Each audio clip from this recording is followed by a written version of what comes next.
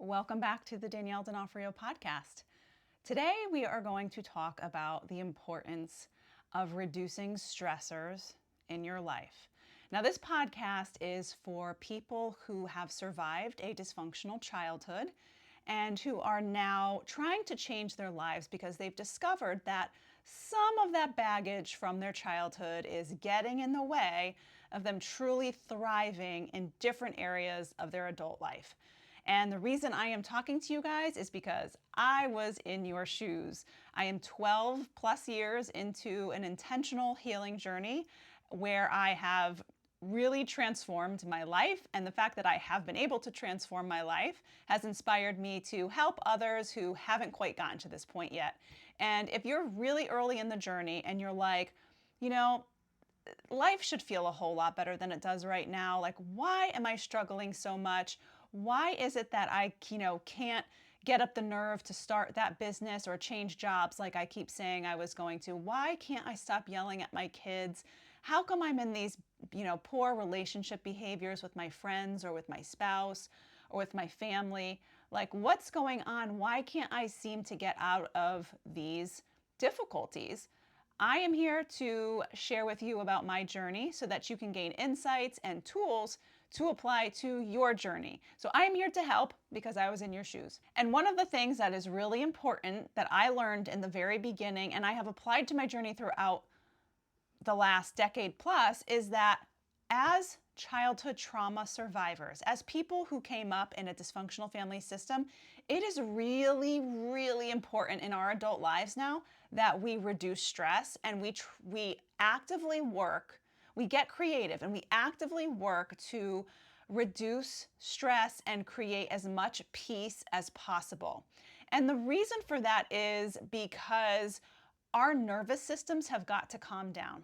We need to get to a place where our body, our mind, body, soul feels safe, at least to a greater degree than it does now or than it does when you started or when you realized the dysfunction and decided that something needed to change, right? We need to get to a greater degree of peace and low stress so our nervous system can calm down and we can start to see clearly. Now, this is going to mean boundaries. It's going to mean making different decisions about the things that comprise your life. It's going to mean making different decisions about the type of content you consume, about the type of books you read, about the type of people you spend your time around. This is saying, like, I'm going to finally take care of myself and nurture myself and create a safe and protected space where I can start to heal and grow and repair and really start to create a life that I love. Okay, now if you're going to continue to immerse yourself in these high stress, toxic, dysfunctional situations, right, which maybe you don't even realize how dysfunctional or toxic they are, or you're just now starting to realize because that's really all you're used to. Here's the thing. When we come up in dysfunctional family systems or we have survived a dysfunctional childhood, whatever that might mean for you, most likely chaos and dysfunction and drama, toxic relationships, that's sort of the norm for us, right? So anytime we start to get closer towards peace and healthy relationships and healthy people, things feel weird. They feel off. They feel boring. They feel unfamiliar and uncomfortable. So we go right back to the drama and to the toxic relationships and to all of those bad habits that we formed in order to fit in with the dysfunctional environment that we came up in. Okay, so it is essentially, it's conditioning and in a way it's trauma response, right? We want to be welcomed. We want to feel part of a group or of a family, of a community, right? And the community or group that we came up in had those features, so we adopted those features also so that we would be part of that group and we wouldn't be abandoned and we would feel secure, okay? So now you're most likely watching this video and you've come across my content because you're like, this doesn't feel good anymore. I'm an adult and I am stuck in these bad habits or I'm stuck in these certain circumstances and I can't seem to get myself out, but I want better for myself.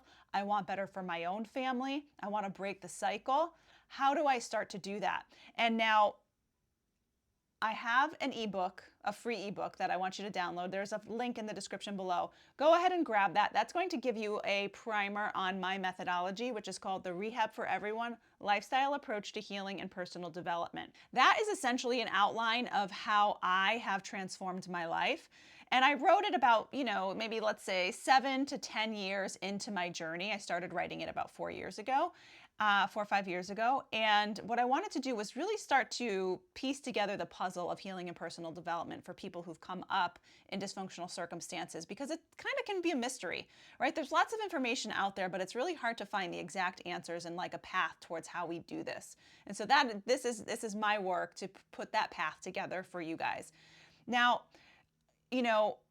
it's going to be a lot more behavior and action than it is going to be thinking and overanalyzing and meditating and going to therapy, right? Like changing your life is changing your actions and your behaviors, and that's really where you're going to get timely and effective change, because your brain has to believe differently about you and about the world around you, right? So if you start taking healthy action and you see different outcomes, boom, you've got a new belief there. And obviously it's a little bit more complex than that, but just to sort of give you an introduction to my methodology, I am all about discipline, consistency, action, and behavior change. And a lot of times those things have to happen before you believe they're going to work, before you know what's going to happen as a result of them, before you believe you're worthy or believe that you can change. You're just going to do the things and you're going to watch the positive change unfold.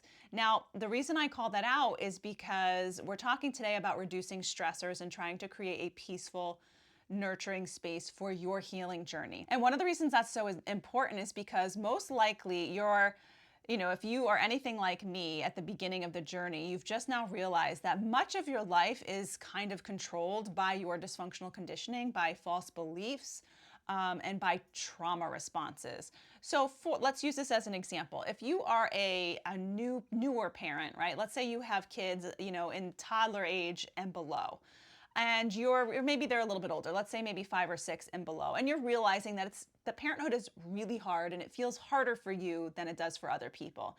You find yourself getting angry a lot, losing your temper, yelling, right? And just not being the parent that you want to be. You could have this vision in your head of the parent you want to be. You want to be peaceful and patient and conscious, and you want to just sort of be that idyllic, loving, caring parent, right? But every day you wake up and struggle. You're triggered by things. Your kids trigger you. Your finances trigger you. Your job triggers you. Everything triggers you, and you find yourself in a bad mood, or you find yourself behaving in ways that you don't want to. And you're doing it before you even realize you're doing it, and then you just feel bad and guilty afterwards. And I can describe that because that's the position that I was in when I first became a parent.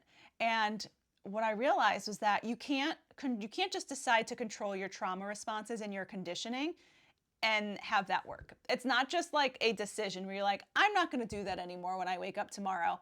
That's not how it works, because that stuff is coming from a subconscious place and it is driving your actions, and the trigger for that trauma response happens in a split second before you can reel it back in. And sometimes, most of the time, the emotions that come with those trauma responses are so strong and they're so overwhelming. It's like a wave just hits you and pushes you forward with whatever reaction you're going to have. And you don't feel like you can control it in the moment. You don't feel like you can stop it in the moment. And then afterwards, like I said, you feel guilty and you wish you hadn't done it and you feel shameful, right? And so it's like, well, what do I do? If I decide every morning when I wake up, I'm going to do better, and then something triggers me and I don't even feel in control of my behaviors and my reactions and my thoughts, how do I actually do this? And that is why we are talking about reducing stressors today, because there's work that goes into diminishing the power of those trauma responses and emotional reactions. But we can't even get to that work until we reduce the stress, we set boundaries, and we start to calm our nervous system so that we can even think and see clearly. Okay, so this is one of the first things that I did this intuitively at the beginning of my journey because I didn't know what else to do. And most likely that's why you're here searching online looking for answers, is because you're like, I don't know what to do. I don't feel in control of myself. I don't feel in control of how I'm interacting with my kids, with my spouse, with my other relationships in my life. These things, these reactions, these behaviors are just, they just happen. And I totally get it. And so for me, I was in your shoes. I had no idea. I was like, I don't know how to stop this. Every day I wake up and I try to stop it. I don't know how to stop it.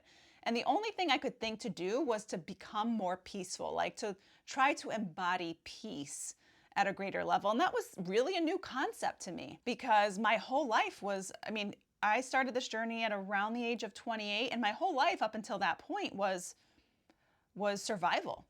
It was stress, it was survival, it was difficult circumstances, it was all of the defense mechanisms that I had accumulated over the course of my life.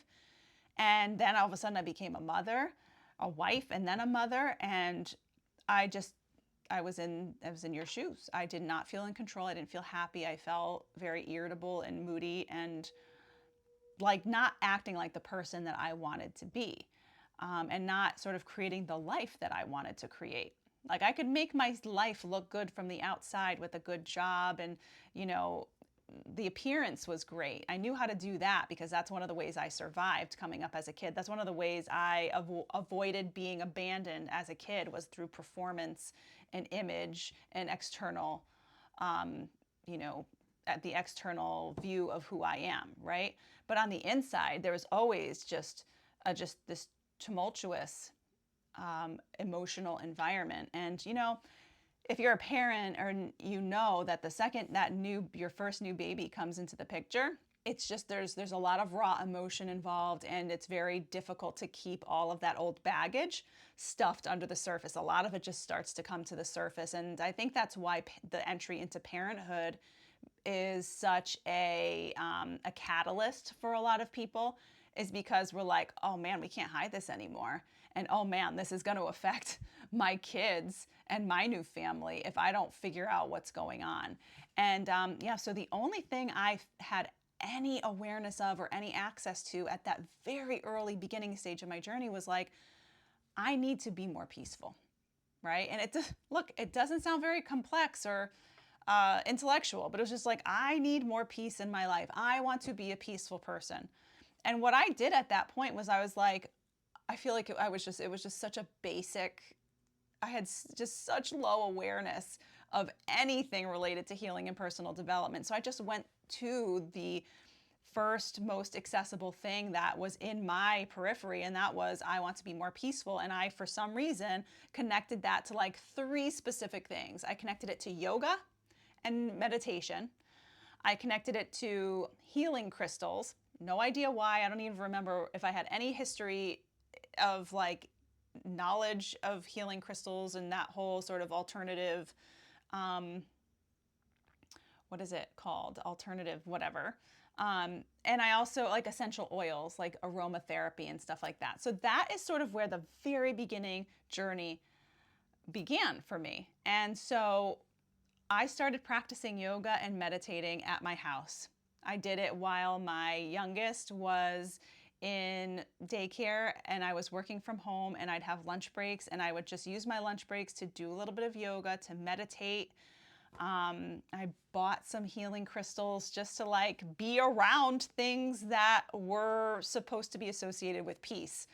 And I got some essential oils, and I started using like lavender and stuff in my house, and on my wrists. I'd keep it at my desk while I was working.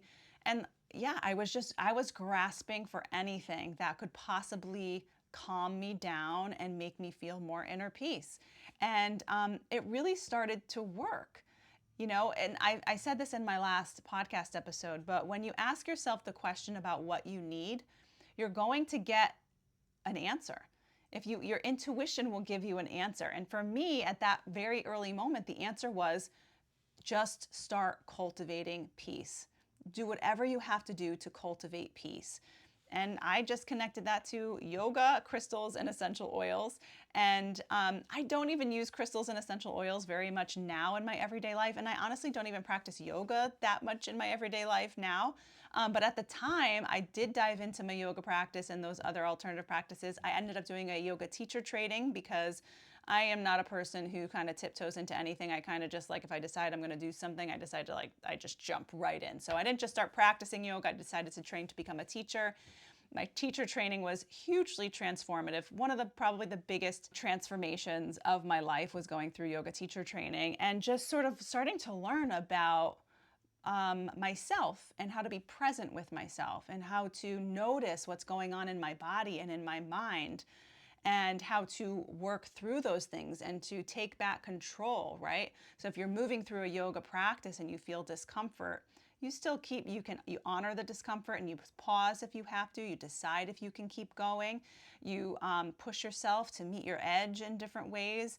And it's a really great way to introduce yourself to yourself, right? And really start to connect with your subconscious and conscious thoughts. Going towards more peaceful elements, no matter what you believe about alternative modalities, right? That was just me going towards peace. And a little bit further into my journey, I'd say a couple more years later, I realized that I really needed to start setting better boundaries, because there were a lot of people in my life, a lot of my relationships that were not healthy. I didn't feel in control of my own life because I was trying to please everyone. I had people who had expectations of me, and if I didn't meet those expectations, there was drama or there were problems. And I also had a very stressful job. I worked in marketing communications for just in and of itself is an industry that's very fast-paced, very high pressure, very stressful, also very glamorous and sexy and like fun and exciting, but stressful, long hours, demanding clients. And that's fun for some people, and in a way it was really fun for me too. It was exciting, it was drama, right? Sometimes, like I was just saying at the beginning of this podcast, that stress and the drama feels normal to us. And so being in a stressful, drama-filled job felt oddly, well, I won't even say oddly, it just felt comfortable and familiar to me because I was used to those feelings, those sensations from coming up in a dramatic, stressful environment, right? But as you start to get to a place where you're like, I gotta change things, I have to heal, we need to calm everything around us and start to be comfortable with less drama, start to get comfortable with peace, start to get comfortable with setting boundaries and allowing people to be disappointed with us, allowing ourselves to not meet other people's expectations, allowing ourselves to prioritize our well-being and our healing, and actually acknowledge and prioritize what we need instead of always prioritizing everyone else for the sake of our own survival, because that's a false belief, right? Our belief coming up in a dysfunctional family system is that in order to survive, in order to stay connected to and cared for by, the system, we have to do what the system wants, right? We have to give people what they want. We have to be who other people need us to be. We need to give of ourselves the way other people expect and need us to give of ourselves, right? And over time, that becomes very draining. But it's what we do to survive. But the problem is that we then take all of those beliefs about how we survive, we take those into adulthood, and remember, they're false beliefs. And then in adulthood, what they do is they start to create problems for us in our relationships, in our ability to succeed, in our ability to get ourselves out of, poor health or poverty or debt, or anything that you're struggling with in adulthood is due to false beliefs that you acquired in childhood. And here's the thing: is you don't even have to have come from a totally dysfunctional, family system. All of us acquire beliefs that aren't necessarily true from our caregivers, right? And they could have the best intentions. They could have the absolute best intentions, but whatever beliefs they have, whatever survival mechanisms and defense mechanisms that they have in place as they're raising you, will get transferred to you, whether they're healthy or not, whether they're functional or not, and then boom. So even if you didn't have, caregivers who were, let's say, narcissistic or struggled with addiction or alcoholism or just some sort of other dysfunctional element, even if you didn't have something that was like diagnosed or very obvious, but there were different things that your family or caregivers struggled with, most likely you took that with you into adulthood, and now you're going to be manifesting the same struggles because of those false beliefs. So the healing journey is really all about replacing false beliefs.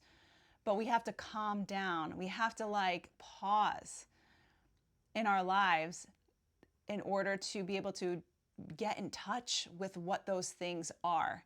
So if you are early in your journey, I just want to encourage you to think about how to cultivate peace for yourself. And this isn't I know that comes across as simplistic, and like, how could that possibly be the answer? Oh, yeah, sure. Like, I want to cultivate peace, but I can't cultivate peace because X, Y, Z, because this is my job, because these people in my life, because I can't tell this person no, and because I don't like to do this. And that's fine. I mean, you can make all of those excuses for as long as you want. But if you're at a point where you're like, I need change.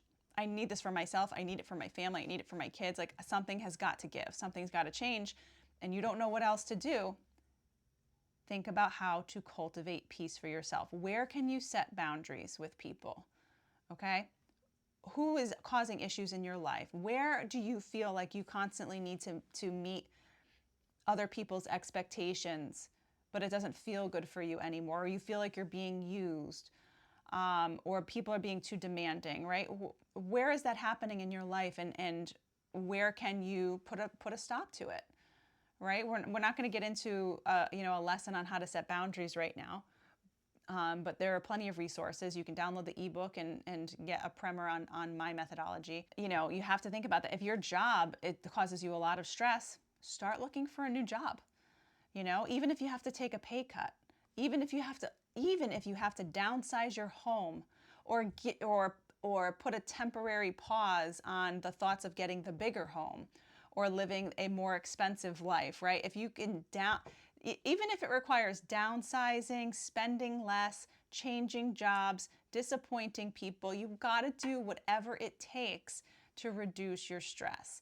And all of them should be responsible decisions, right? We're not talking about not taking care of the people that you actually have to take care of, like your children, right? We still do all of our real responsibilities, but most likely in your life, if there are things causing you stress, it's coming from the demands of people, jobs, things, right, that you don't need to be sacrificing yourself for.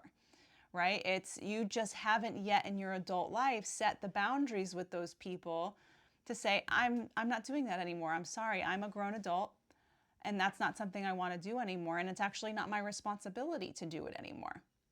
Right? You've got to cultivate the bravery to do that, right? And I think that's one of the biggest parts of starting the healing journey, is realizing that we are adults now, and we do have full agency over our outcomes in life and over our circumstances. We don't have to ask permission, and we don't owe something to people who are not adding something to our life. Okay? Someone who is just constantly putting demands on you or making you stressed out, there needs to be some distance there, right? Because you need to heal. That is your ultimate priority. That is your objective. For whatever the why is, we all have a why behind the journey, right? There's a why for everyone. For me, it was that I wanted to raise my kids differently. I wanted to give my kids a different life than I had. But ultimately, the underlying like super why that drives why I continue to put the effort into my healing journey is that I want to have a great relationship with my kids. Like I didn't want to, when I had my first son, I didn't want to carry the same traits that my caregivers raised me with into my experience as a mother, because I wanted my family to be close and loving and secure, and I wanted us to grow old together, and I wanted to have the confidence and the healthy attachment in order to have a great relationship with my kids as they got older, but also set them free to live wonderful, vibrant, independent lives of their own as they got older. And that wasn't my experience as I became a teen and entered my 20s. And there were much bigger issues than that. But once I had my first child, I knew like I got to do something different if I want this stage of their life to look different than it does for me. So cultivate peace. Go towards anything that, even if you're waking up earlier in the morning so that you can journal, have your cup of coffee in peace, eat a healthy breakfast, light a candle or set your essential oil diffuser on just to nurture yourself a little bit. Go to bed earlier, read a book of poems, go to a museum and look at art. Decide to start walking or running or going hiking. Hiking is so wonderful for cultivating peace. People do forest bathing or go to some sort of meditation class or a healing retreat. There's so many things that you can do and start to add to your life, whether it's your everyday life or it's something you do monthly, to start to cultivate peace and to learn about yourself and to learn about what you uniquely need to cultivate peace for yourself. And then once your nervous system calms down, your intuition is going to become even louder. It'll become even clearer. That voice telling you what to do next will be very clear. It'll be much clearer than it is right now once you have calmed your nervous system down, allowed yourself to settle in a bit, set some boundaries. You'll know exactly what to do to move forward. And I look back at that part of my journey so fondly because what a beautiful place to start. And it was just instinct. It wasn't anyone telling me that that was a place to start. I actually have this distinct memory of sitting in the car I was driving in the car, my husband was driving, and I had, maybe my 2-year-old son in the back seat, and we had just gone off for a nice day trip in a really beautiful place, and I was with my family, and it was should have been a totally perfect day, but the whole day I felt so stressed, and I wasn't happy, almost like I didn't know how to be happy. That's how I can describe it. I didn't know how to be happy. I felt like I was constantly running from something. Like I was constantly in danger of something, even though I wasn't actually in danger in my actual life right there. I was perfectly safe and perfectly blessed with my new family. It wasn't registering for me. And so my son wasn't getting to see a version of me that was peaceful and happy. I was just surviving. And I remember that day sitting in the car as we were driving home, like, I need to do something about this. Something needs to change. What do I do? Because I don't want to feel like this anymore. And I want to be a great, peaceful, loving mother. And how do I do that? And my brain went to those things. Okay, these are what I associate with peace. I think I need to be more peaceful. Like that's the only sort of like, I'm not peaceful right now. So let's try to get to a place that is more peaceful. And that's really where it all began. And everyone's journey starts in a different place, right? And peace for you is going to look different probably than peace for me. But yoga is almost always helpful, right? You go find yoga classes or a yoga teacher that is suitable for whatever level or physical condition that you're in. There's so many free classes on YouTube, and a lot of towns and libraries and YMCAs offer low-cost options. You can't go wrong with yoga and meditation. It's very easy to learn how to meditate. Again, you can find a video online. And you can even pick up any kind of like aromatherapy type of things at really any store. It's really kind of better to research the good healthy options when it comes to things like essential oils, but we'll save that for another video. But yeah, I just encourage you to do whatever you can, whatever it takes. And especially if there's a new family involved, if you have just had a baby or you're about to have a baby, you deserve to bring that baby home into a peaceful and loving environment where you are in charge, not everyone else around you. If people are bothering you, putting pressure on you, they're demanding things of you, and you've just started your new family. I mean, this is true always, but especially if you've just started your new family, like it's not just about you anymore. It's also about the children that are involved or the child that's involved.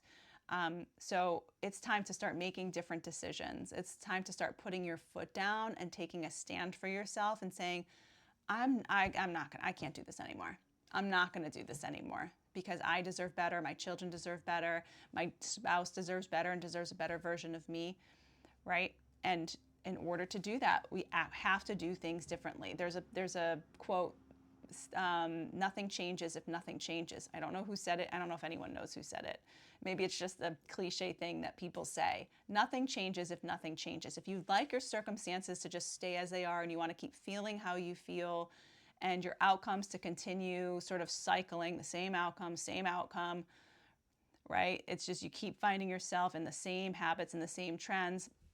then don't change anything. But if you want things to change, you've got to alter the ingredients. And a great place to start with altering the ingredients is boundaries.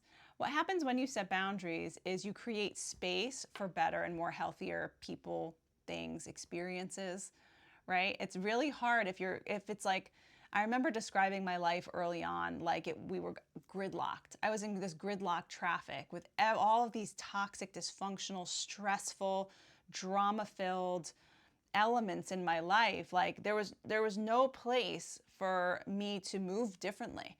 There was no space for me to bring in better things that would aid in my healing. So boundaries, was one of, the first things that I had to do in order to create space, right? So I went towards yoga. I said I wanted to be more peaceful, so I went towards yoga classes. I had to carve out space. I had to set a boundary with my job, for example, and say, I'm actually going to take my lunch break today. I'm not going to work through it. I'm going to set the boundary, and I'm going to take my lunch break today, and I'm going to practice yoga because that's what I need. That's a boundary, right? I have to set a boundary there to have space to bring in the healing remedies and the new, better habits, right?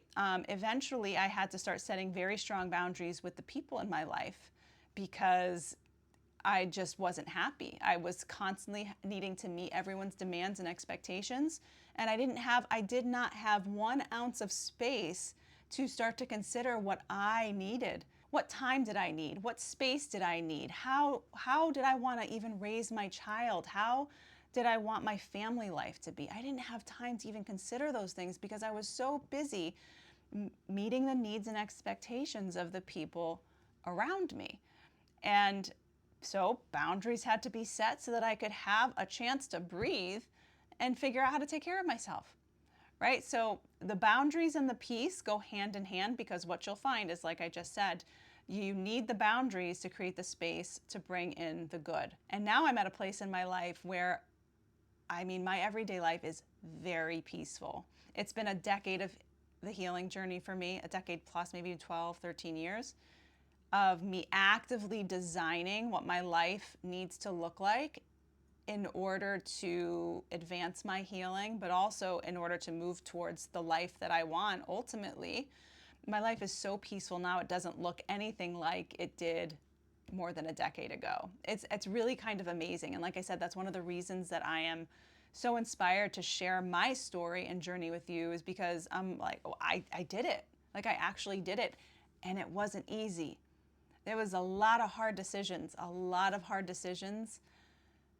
involved in creating this peaceful life and creating a life that is giving my children such a drastically different childhood than I had.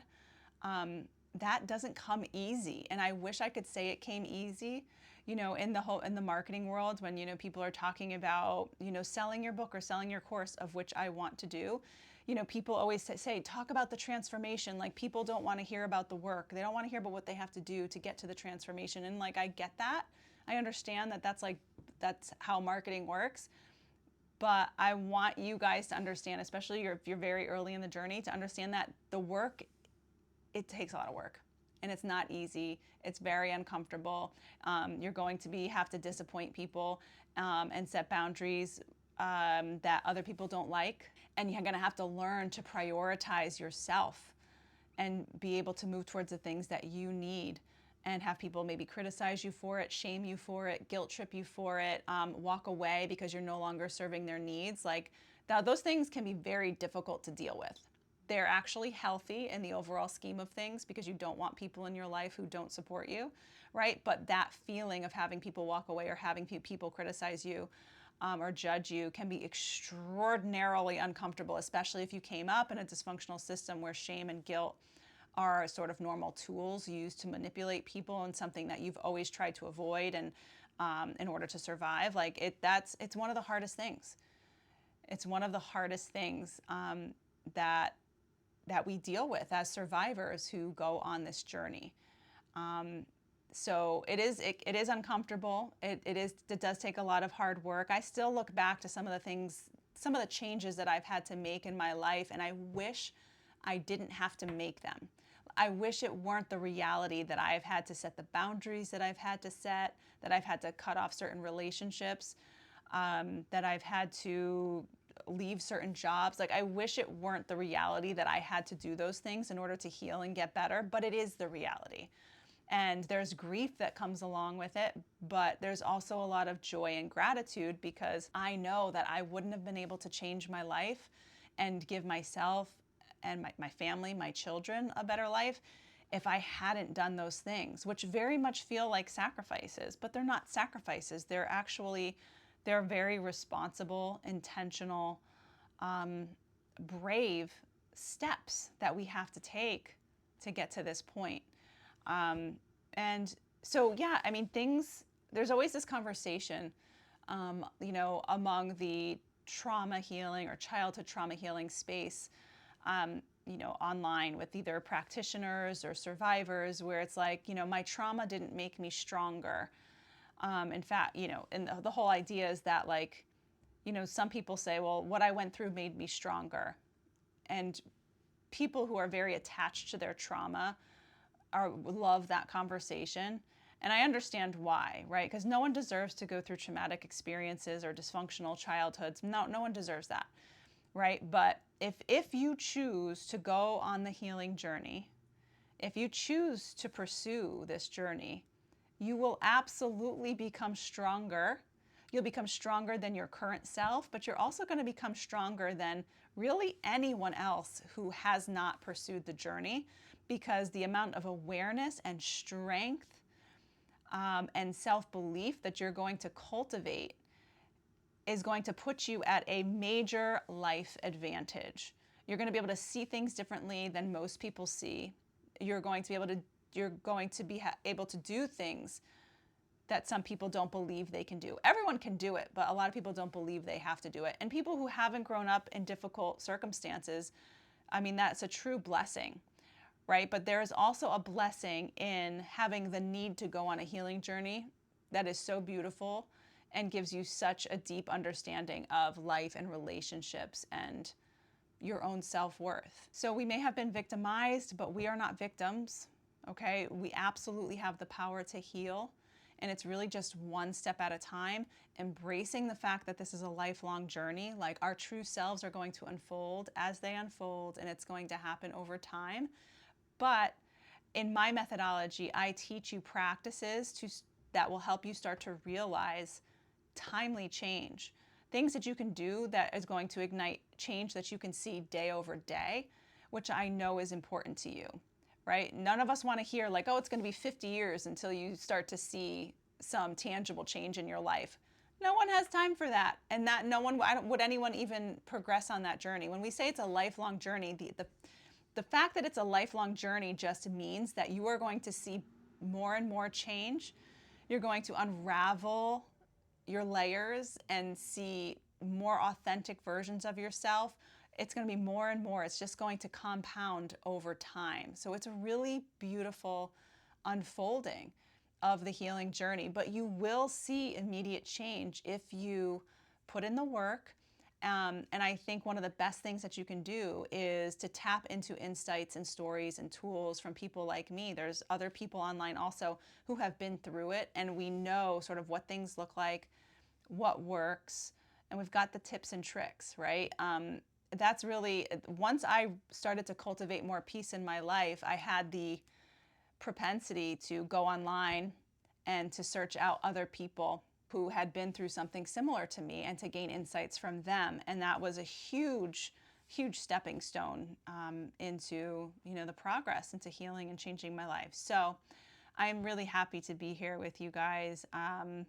One more time, a reminder to cultivate as much peace as you can in your life.